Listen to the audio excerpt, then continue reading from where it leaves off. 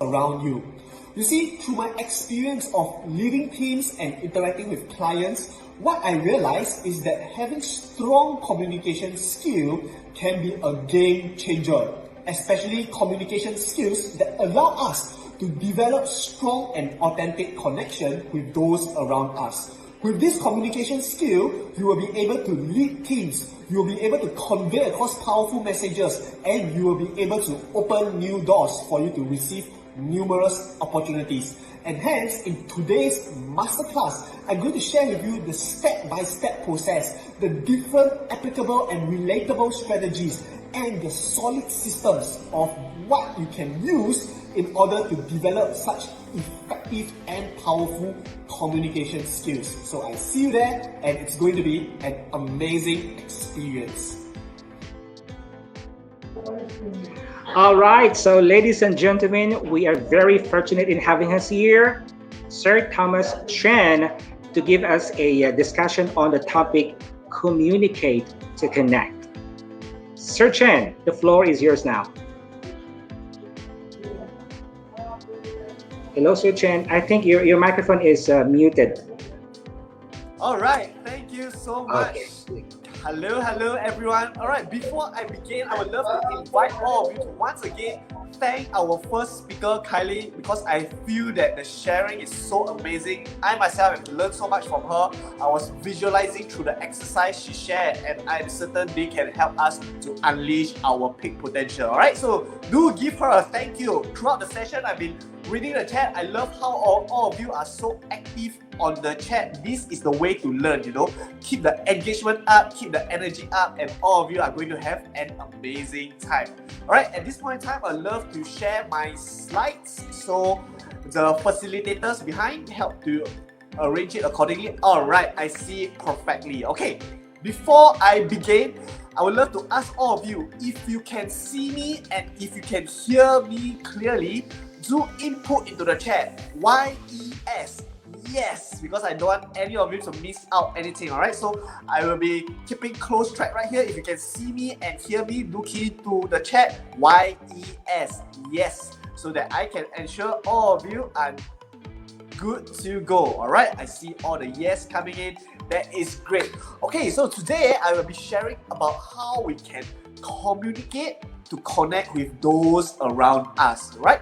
So before that, I will give a short introduction about myself. I think the hosts have done an amazing work, but just to get all of you to know me a little bit better. So my name is Thomas, and I come all the way from Singapore, and professional speaking has been one of my portfolios. So I share on topics such as finance, business, as well as highly valued life skill.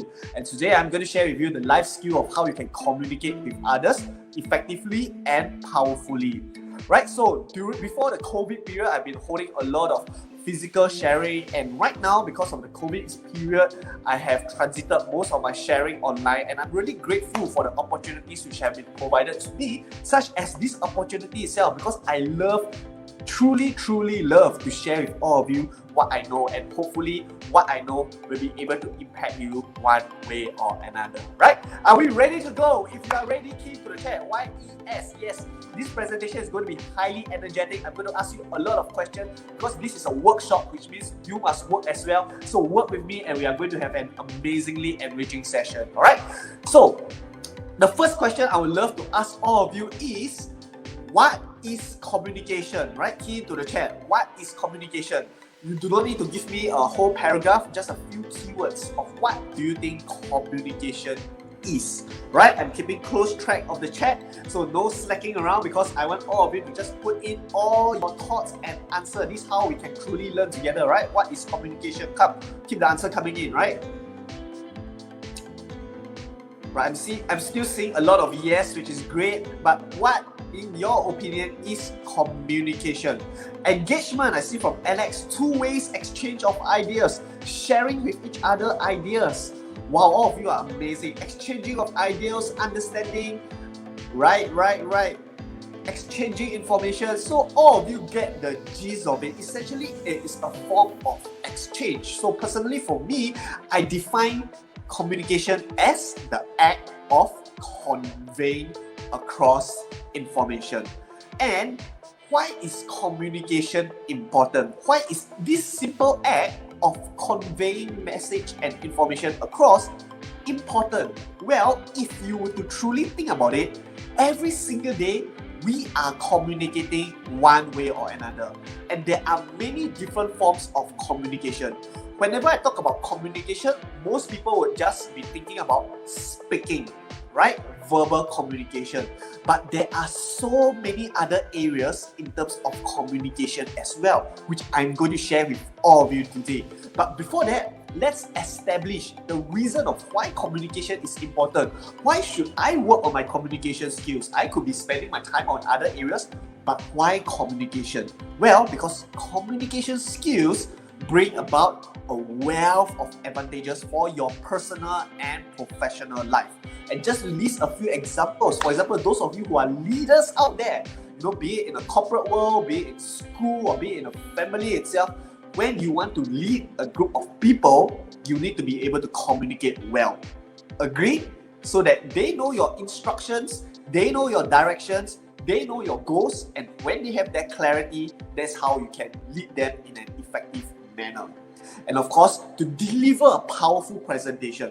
When we deliver a presentation, it is not just one way, it is two-way. And when it is two-way, communication is involved. So if you want your stakeholders to buy into your ideas during your presentation, you need to work on communication skills as well. And of course, closing business deals.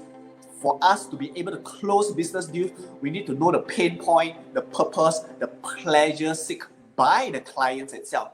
And that can only be achieved, that understanding and depth can only be achieved through communication skills, because communication also involves asking the right question. And that is all about sales itself, isn't it? Asking the right question.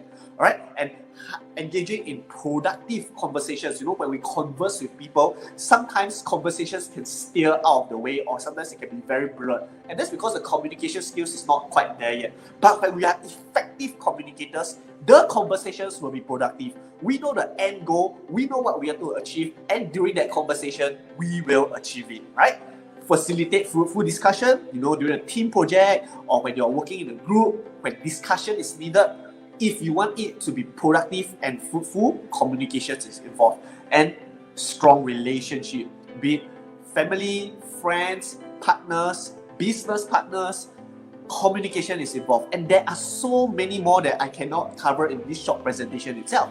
But the whole idea that I want all of you to establish is communication skills is a game changer. Because when you know that it is certainly very important, that's where we will be motivated to improve on it, right? Okay, so earlier on I mentioned there are many different types of communication, and it is essential for us to be aware of these different types of communications, because we are conveying different sorts of information through this platform itself. And if we are not aware of them, we may convey the wrong information. Agree? And that's why the first step is to have awareness and clarity. Alright, so the first one is what most of us would know: verbal and vocal communication. But what's the difference between verbal and vocal? Well, verbal refers to the words we use. Are the words very sharp? Are the words negative? Are the words not encouraging? Or are the words motivating? Are the words inspiring? Are the words elevating? So the words we use is very important, because it gives the audience a perception of who you are. And not only that, vocal, right? The tone we use. Do we sound very angry? Do we sound very... or do we sound very sad and depressing? Right? Or do we sound energetic and positive and optimistic? You see, these different ways convey across different messages. Agreed? And think about it, we are all speaking very often, conversations we have with our friends, phone calls, interview, presentation, workshops, all of this requires our voice. And hence, we need to have that awareness of the difference in vocal and verbal, so that we can adjust accordingly. Agreed? Alright, so the second one is non-verbal. That's right. You can communicate even without voice at all. And in fact, research has shown a bulk of the communication come from the non-verbal itself, right? Your eye contact, the way you look at people. If I speak with my eyes looking down, then it does not command a very strong presence, doesn't it? So that's why I need to be constantly looking at all of you, establishing that eye contact. Not only that, my facial expression, you want to put on a light smile so you can give a more welcoming message to everyone. The posture, if you want to give a more confident message, you want to exude that conviction, then you need to have an upright posture rather than a slouching posture. And in fact, your hand gestures as well. You want to have an open hand gestures to show that you are very welcoming to people. And that's why non-verbal actions is also part of communication itself, right? Alright, and next we have visual. Visual, that's right. So on a personal level, visual includes the way we dress. If we want to look more formal, then perhaps a shirt and blazer, like what I'm doing. If you want to look more casual, then perhaps a t-shirt, depending on, once again, the message that you want to convey across. But more than just that, for those of you who are running businesses and doing presentations, all of this includes visual cues that we need to look at. It must be aesthetically pleasing. It must bring across a positive message. It must have congruency with the vibes that you want to give, right? Visuals are also part of this. And finally, we have written. Yes, the way you write can also influence the way you communicate.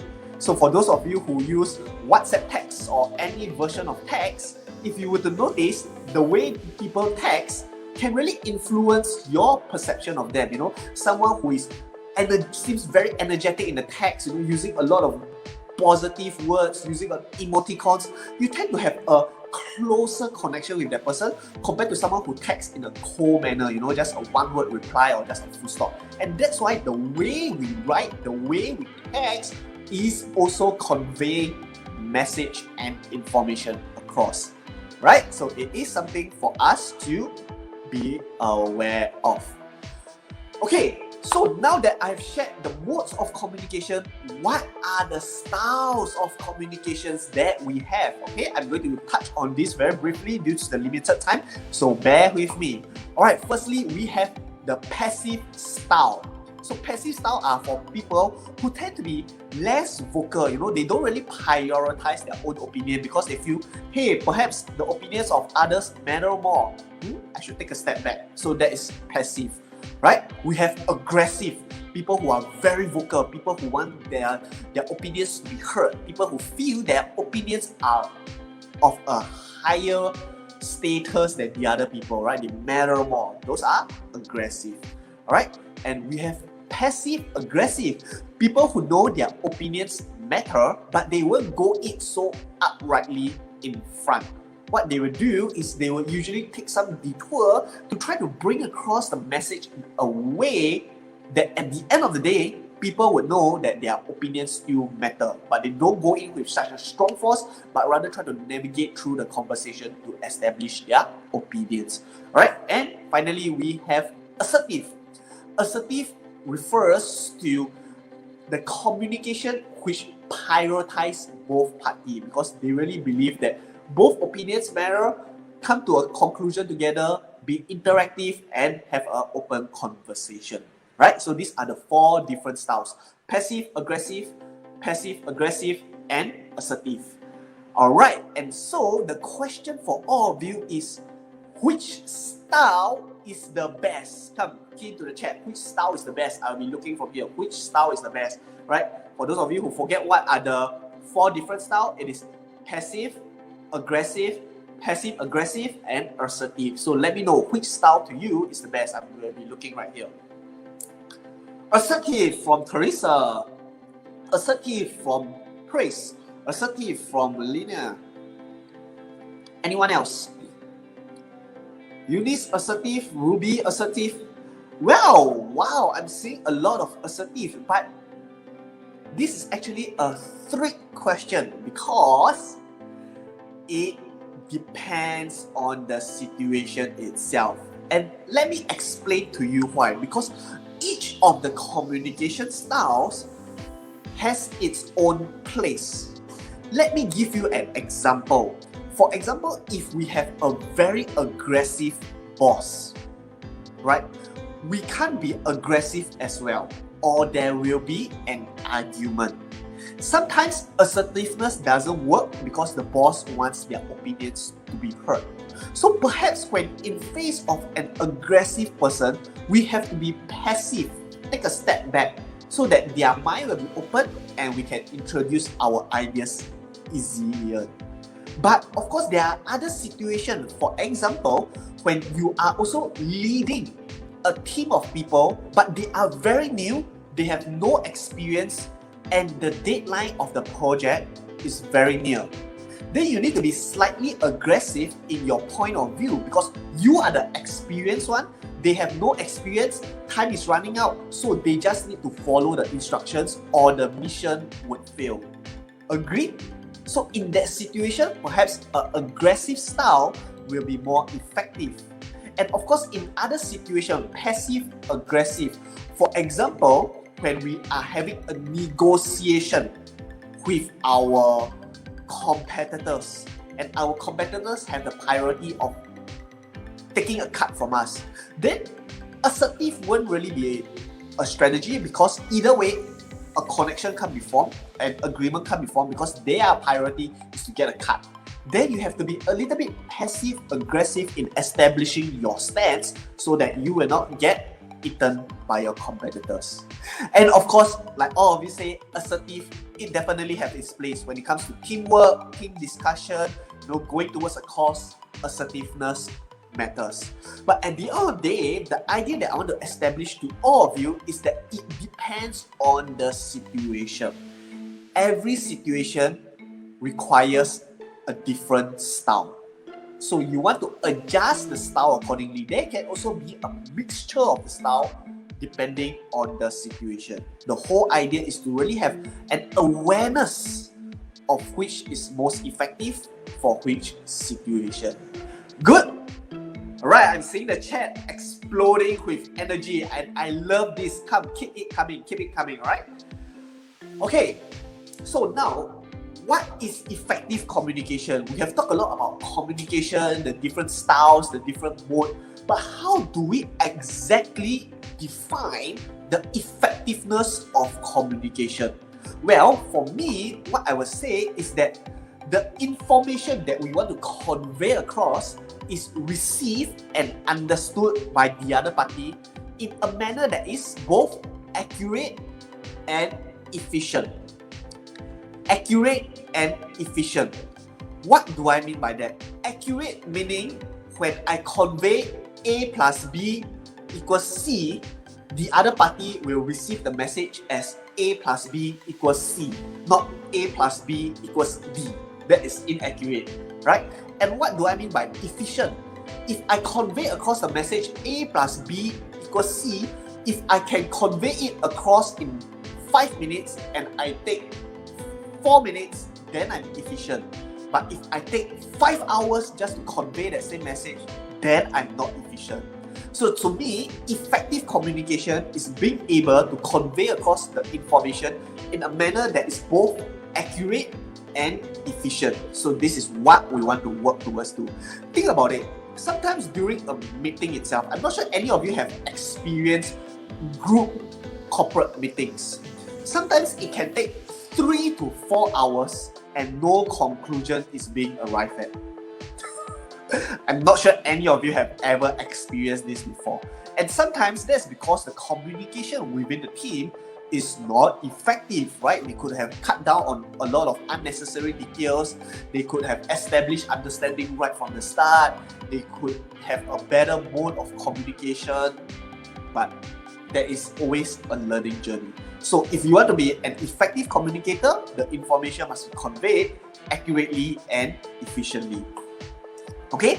And to really deep dive into it, if you want your information to be conveyed across accurately and efficiently, it must achieve these 7 C's. Allow me to elaborate more on it, alright? So the 7 C's are clear, correct, complete, concrete, concise, courteous, and customized. Okay, I will touch on each briefly. Clear, meaning clarity and understandability. Does the other party know what you are speaking about, or is it too complicated and too convoluted? Right? I'm going to share with you some tips on how you can achieve all this. But right now, you must know that your communication must achieve these 7 C's, starting from clearness. Right? We want to be clear in the way we speak, in the words we use, in the instructions we give. Okay? And secondly, it must be correct. If we are the creator of the information, this is not that much of a problem. But the problem usually comes when we are the third party, when we are trying to relay the information to someone else. Then we must ensure that the information we are relaying from is really the information that they want to relay. So always confirm, double confirm, and triple confirm. And linked closely to correctness is also completeness. Sometimes informations are being left out. So you want to make sure the whole package is there, right? Concrete. When you are sharing about some ideas, about some concepts, is it well substantiated? Does it have proof? Does it have evidence? These are things that you need to work on so that it elevates your credibility, right? Concise. Remember earlier on I mentioned that effective communication has to be efficient. So you don't want to go one whole big round just to go back to the same point, you know. You want to be concise in your instructions, in your content. Courteous. The way you deliver, is it tactful? Is it nice? Is it positive? Because if it's done in not a courteous manner, even if you have a good message, the mind of the audience will be closed, because the first thing we have to do is to establish that rapport, and we can only establish rapport effectively by being courteous. You know, learn basic courtesy, have an opening ear, a positive mindset, an outreaching attitude. These are all elements of courtesy, right? And finally, customize, which I'm going to elaborate more. Our content, it has to be customized if you truly want to connect with the audience, right? It really based on the situation. There's this saying that it is not what you say, but how you say it. And I would politely disagree with it, because it is not just how you say it. It is more than that. It is what, who, when, where, why, and how. Think about it. Nowadays, people are very smart. So even if you just use words to beautify the concept, they would know something is not right. And not just that, it really matters in terms of the different areas of the situation itself, right? The what being the content that you are sharing, the who are you sharing to, what's the demographics. If I'm sharing to a group of seniors, then sharing about millennials concept may not outreach to them. So I need to use concept that they can outreach to, right? The timing, the situation, is it the right timing? Because the message sent at the wrong timing will also be a wrong message. The location, you know, where am I delivering this at? For example, right now, I'm doing this presentation in front of the virtual platform. So I have to adjust accordingly, you know, use slides, put it in a way that is effective to outreach, because these are all part of the location that I have to take into account of. The why. What's the purpose? For example, today is to truly value add all of you with communication skills. That is my why. And the delivery, how am I delivering it? Right now, I'm doing it in a way that's engaging, it's two-way, it is fun, and this is my delivery, because I know that the best way to learn is when we have fun at the same time, right? So these are things that you have to customize accordingly into the situation. Right? Perhaps if I'm doing a corporate training right now, I will use a different style because the situation is different. Right?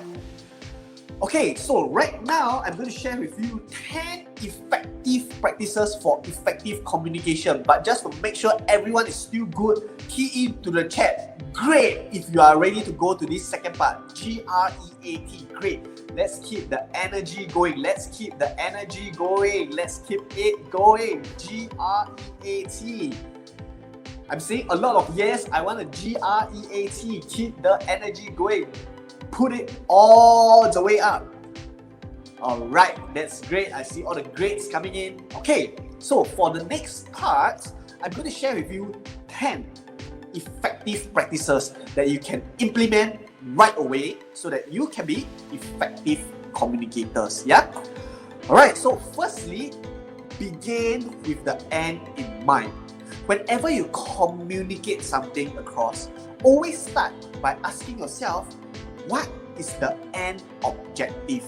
Because if you don't have an end objective, you don't have a clear direction, and you will steer all the way without knowing what is the end point, right? So what you want to do is to ask yourself, what is the end goal you want to achieve? Is it to build relationship? Is it to sell across an idea? Is it to establish your reputation? What is the end goal? Okay, so just to give you an example, for example, those of you who are in sales industry, right? The end goal is you want to close a sale, right? Because you believe that that is suitable for the customer. That is of value add to the customer. So from there, you need to work backwards so you know how to control the communication flow, right? To close the sales, you need to explain the sales process, or else they don't even know how to buy, even though if they are interested. Alright, and to explain the sales process, you need to first assess the budget. Is it within their budget or out of the budget? Even before that, you need to understand what is their needs, so you know how to recommend accordingly. And can you see, by working backwards, starting from the end goal, you will have a clear path forward. Right? So before every communication, conversation, or presentation, ask yourself, what is the end goal? Okay? Alright, practice number 2. Effective communication comes from effective learning. Alright, a lot of people think about communication being talking and talking and talking, but that is not very accurate, because a part of it comes from listening.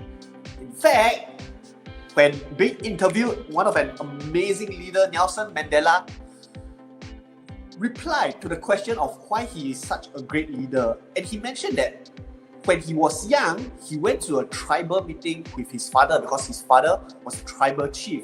So what he noticed is that the father will always be the last one to speak. And why is it so? Because by being the last one to speak, it allows us to have all these different advantages. It allows us to take note of what the important information is. Because if we are speaking and speaking and speaking, we don't have that attention to take in information. It also gives us a clearer and bigger picture when we gather information from different sources and different people, right? And with more information, we can curate a more effective response. And with a more effective response, we can communicate across what we want to communicate. And not only that, by giving yourself some space, you stay emotionally professional, especially in situations that there are a lot of emotions, and sometimes when emotions are high, our communication tends to suffer. But when we practice more listening than speaking, we have more space to remain emotionally professional. And not only that, it allows other people to feel acknowledged and respected. Because imagine if you are with someone and the person just keeps speaking and speaking and speaking and speaking, and you not having any opportunity to speak, you don't really feel acknowledged, you don't really feel respected. Am I right? And that's how other people feel when we treat them in such manner. So always practice active listening, because that is an important part of communication itself. Okay, practice number 3. Connect with commonalities, right? Connect with commonalities. How are you similar from the other people out there? Okay? If you want someone to like you, they must feel that they are just like you. And that's why you have to build that rapport. such as me building a rapport right from the start, getting to connect with all of you, asking all of you questions, getting to know all of you better. All of these are part of rapport building, and something common we have is that we want to become better, which is why all of you are spending time today with me to be part of this, because you want to learn and become better. And this is something that is common with me, so I will always emphasize on that. And that's what you want to emphasize on when you are communicating with others. Are there any commonalities?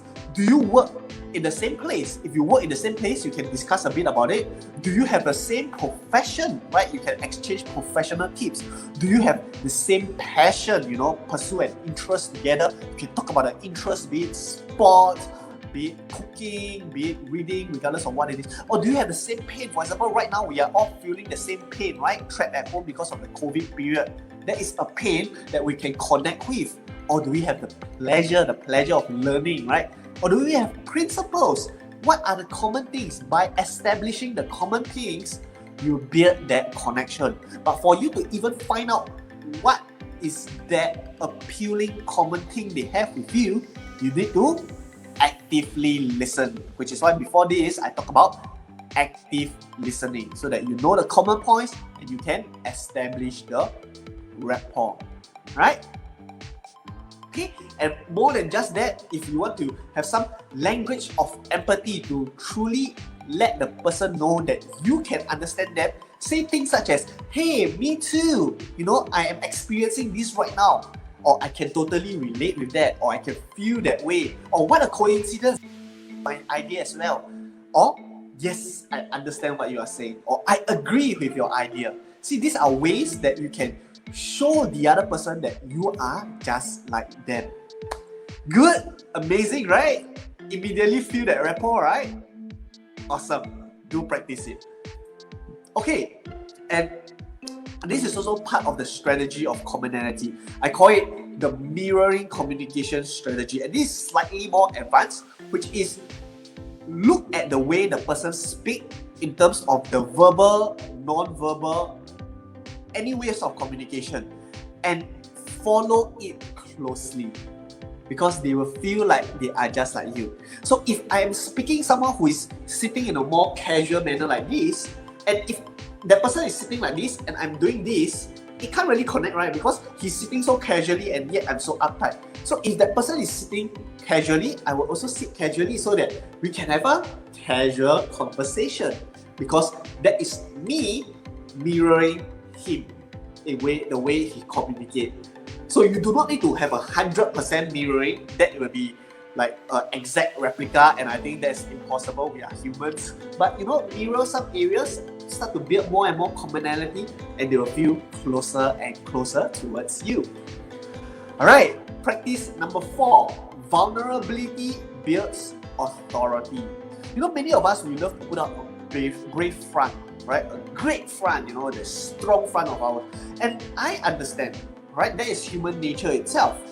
But as we progress, what we realize is that by showing our vulnerable side, it allows us to connect with people better, because people will feel that we are open. People will feel that we are being genuine to them. People will feel that we are willing to share with them. And at the end of the day, even if you show people your weakness and they don't accept it, so what?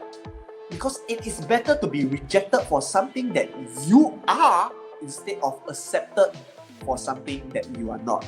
No point putting on a fake front and being accepted for it. It is not going to last long. Be your genuine self, share your life story, be proud of it. It's all part of life, and people will connect with you better. Right? At the end of the day, showing your vulnerability helps you to be relatable. It shows that you are strong because you bounce out of failure. You build trust with others because you know you are open with them. You are authentic in sharing your true self.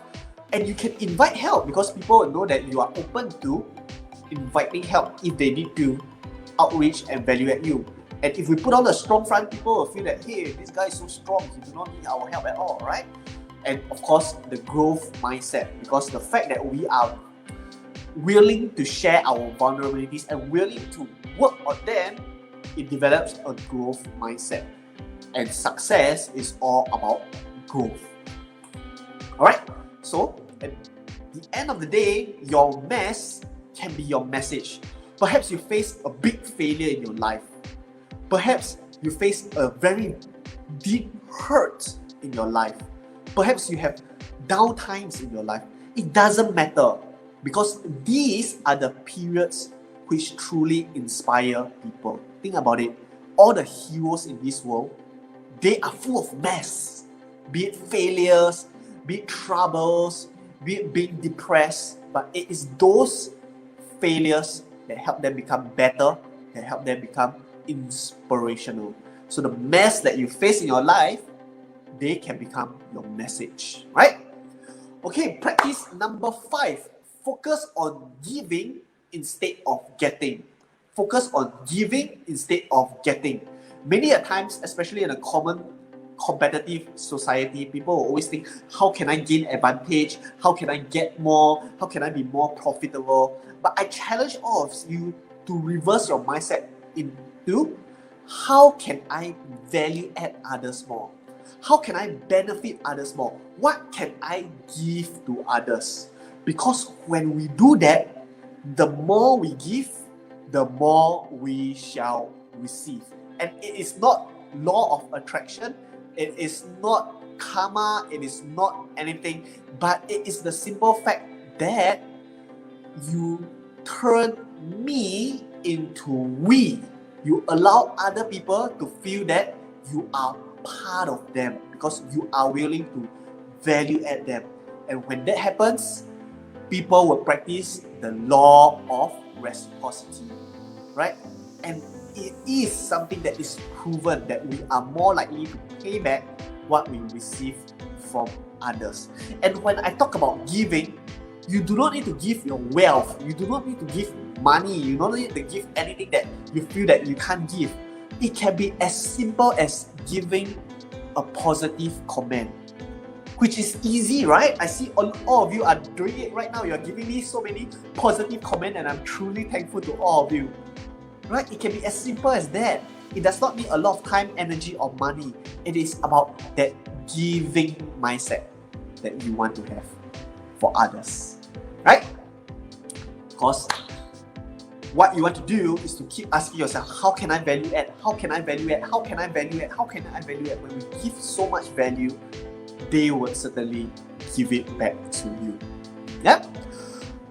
And to be a person of value, if you want people to value you, you must first definitely add value. Yeah? Okay, now practice number 6. A lot of people always say, treat others as we wish to be treated. Well, I would love to disagree, because I believe that we should treat others as they wish to be treated. And let me give you an example. For me, I'm someone who is very open. I don't mind all of you giving me feedback. So if you notice that I'm becoming a little bit rounder, a bit plumber, you can just tell me, hey Thomas, you are getting a little bit rounder, time to go on a diet. And I am accepting of that. I would go on a diet. But if I would tell that to my girlfriend, I would end up sleeping in the living room. Am I right to say that? Ladies, if someone were to tell you that, you are going to be super angry. Am I right? Am I right? Be honest, be honest. And that's why sometimes it is not just so straightforward. Sometimes we need to take a detour before we can convey across the message. And I'm seeing some of you saying yes, some of you laughing, so I'm right to say that. And I call this the Trojan horse communication strategy. So I'm not sure if any of you have heard of this story before. So in the long historical past, there used to be 2 warring nations at battle for many years with no victors. One day, one side decided to give the other side a wooden horse, a gigantic wooden horse, as a gift of surrender, right? They pretend that they surrendered, they just leave the horse outside there. And the other country was very happy. Whoa, they thought they won. So they brought the horse into the city. And at night, it turns out that there are soldiers hiding in the horse. And at night, they came out and conquered the whole city. So the lesson learned right here is not to ask all of you to be involved in war, fights, and battle, but the whole idea is that sometimes for our message or our ideas to go through, we need to take a detour. So based on the example that I shared earlier, with my girlfriend, I shared that I cannot be too direct. What I can say is, dear, I think we can go running together because I think that it's a good dating activity. And I truly believe that running is a good dating activity. But with that, I also achieved the objective of helping her to keep fit and in shape, right? And she will certainly be more open to the idea compared to me saying, dear, I think you need to lose weight. And I say that, I think I will end up in the living room. Am I right? Am I right? Am I right? Give me a yes. Yes, if I'm right. I knew it. So sometimes we have to go from another angle. Okay, because at the end of the day, what we want is tell them what they want first, so that their mind will open, and then we can tell them what they truly need. Yep. Okay, practice number 7. Emotions create motions. So what we need to do is to speak with emotions. Because if you were to look at some of the greatest speakers, be it Rick Voidrich, Gary Vaynerchuk, Tony Robbins, Oprah Winfrey, and all those influential people, they speak with emotions. Because at the end of the day, emotions are the one which move people, right? We are all humans, are creatures of emotions. Think about it. When we are babies, the first thing we do out into this world is we cry. Correct? All of us cry. And why is it so? It's our way of expressing emotions. And that's why it is something truly deep in us. No one is emotionless. Everyone has emotions in them, and that's why if you want to communicate with them in a powerful manner, you need to exude their emotions and you need to elicit their emotions in them. And as Maya Angelou always said, people will forget what you said, people will forget what you did, but people will never forget how you make them feel. So if you want the people to remember you for a long time, make them feel great, right? So how we can do this is based on using our voice and the vocabularies we use. Vocabularies meaning the words we use, right? So for example, if I were to use voice, right? This is a popular extract from the speech of Dr. Martin Luther King, right? He used this speech to inspire many. But if I were to use this inspirational speech and speak it in a way like this, I have a dream that one day this nation will rise up and live out the true meaning of its creed. No one will feel motivated, am I right? But if I would adjust my voice in this way, I have a dream that one day this nation will rise up and live out the true meaning of its creed. All of you will feel more motivated, all of you will feel more inspired, am I right? Because I trigger that emotions. And similarly, for the vocabulary we use, right? Sometimes in sales team, this is what they say. This year, we need to achieve 50% increase in our sales of the team. We need to call 100 people every day, keep track of the target. Every quarter, we will do a sales review. Don't really sound motivating, right? But what if I change the words that I use into, this year will be a breakthrough year. Let's work hard together and we will achieve 50% increase. Based on the calculation, we just need to outreach to 100 people every day. And as a form of appreciation, we will give bonus rewards. Sounds much better, right? It's the same idea. Yet why the second one is able to motivate people more? Because of the words used. So the words are important as well. Okay? And these highlighted words, breakthrough, together, calculation and projection, outreach, all these are words which bring that emotions across. Yeah? Okay, practice number 8. The best communicators are superb storytellers. That's right, storytelling is an amazing tool to convey across message. And let me give all of you an example. Let me share with all of you a story. How many of you know who this is? If you know who this is, key in into the chat his name.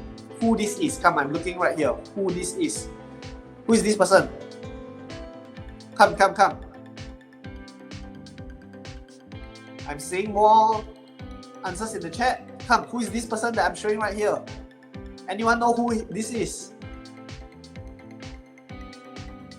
Rock! That's right, he is the Rock. So most people would think that he is a very confident, a very charismatic person. Am I right? No, one of the manliest person in this world. But the truth is that he always have an insecurity. And this picture can tell if you were to really look closely. This insecurity has been his dark secret. Every time he's faced with this insecurity, he loses his confidence. He loses his conviction. So as confident as he may seem, this insecurity affected him a lot. And this insecurity, this flaw of his, is the lack of hair. Yes, that's right. You may think that I'm joking, but the lack of hair is actually giving him this insecurity. And he has tried many ways to grow new hair itself. You know, he would go on different nutritional diet, he went on different medication, he went on different trials and tribulations just to grow back his hair. But nothing works. And then one day, a friend introduced to him Serum X.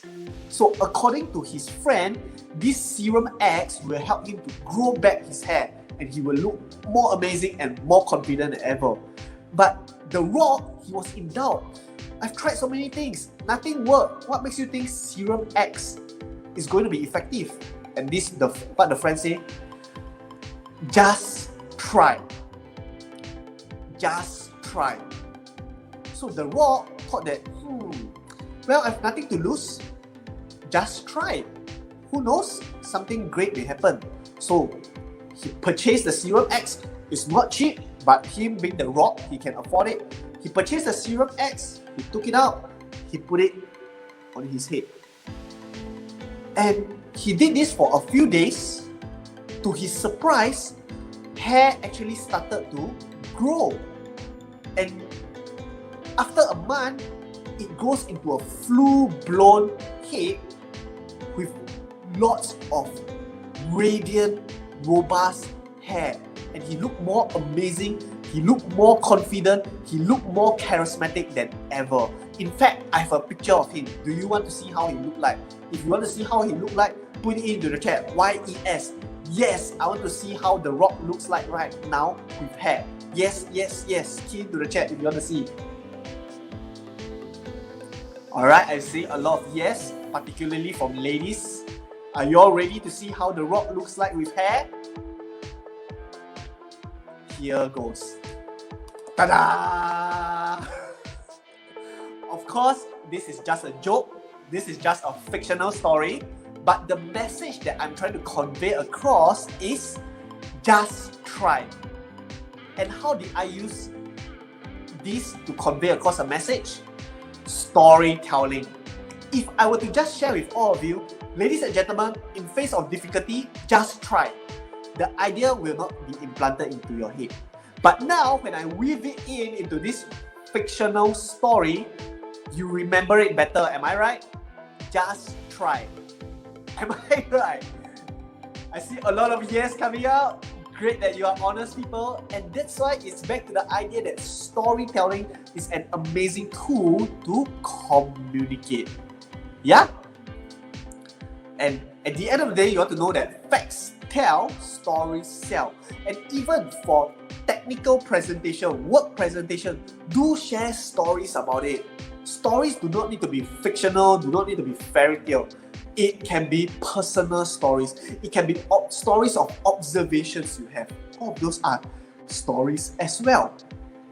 And in fact, if you were to notice, Titanic, one of the most popular movie of all centuries, after people leave the theater, they were crying, they were feeling angry, they were feeling so much emotions. But the thing is, these characters are fictional, and yet why are people so emotionally connected to it? Because of stories. Stories breathe life into the characters. It is as if that they are part of this world itself. It's as if that they are real people. That's the power of stories, right? And even for amazing luminaries of business like Steve Jobs, if you were to look at his presentation, instead of just sharing technical and facts and statistics, he shares stories after stories after stories of how Apple innovates and Apple became one of the most amazing brand around. And that's why with stories, it is able to build a very strong thrive, right? And same for Russell Brunson. Those of you who use ClickFunnels, he also used stories to sell his ideas across. And in one presentation, through stories, he's able to close $3 million worth of sales. Can you imagine that? At the end of the day, stories intrigue and interest people. They show transformation, they bring life, they evoke emotions, and they strengthen call to action. Right?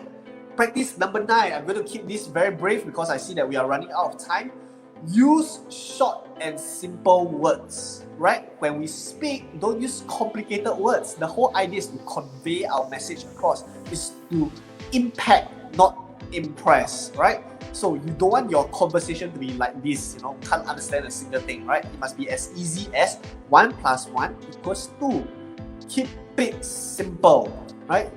Because at the end of the day, simplicity creates clarity, clarity creates actionability. So the next time, be it through words, be it through text, be it through email, replace complicated words into a simplified version, right? Words such as conspicuous into visible, words such as unconventional into unique, words such as tranquilizing into calm, tumultuous into stormy, commensurate into comparable, right? No point using complicated words which people don't understand because it will affect the way we convey our message across and they will not get what we want them to understand, right? And now, moving on to the final practice number 10, which links to this question is, how do I become better with my communication skills? Well, at the end of the day, communication is just like any other skill. It comes with learning, practicing, and refining. Yes, that's right. This is the final practice that I'm going to share with all of you. And this is one of the most important practice, and that's you have to be constantly learning, practicing, and refining. But exactly how? Well, here are some suggestions, right? Whenever you're communicating with someone, be conscious of it. Be actively practicing the things that you learn, right? Treat every interaction, be it with our friends, family, colleagues, as equal.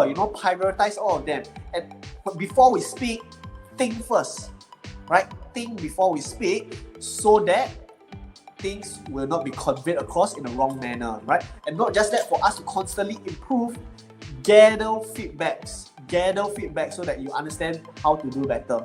And of course, constantly reflect, review, refine so that you can continuously grow.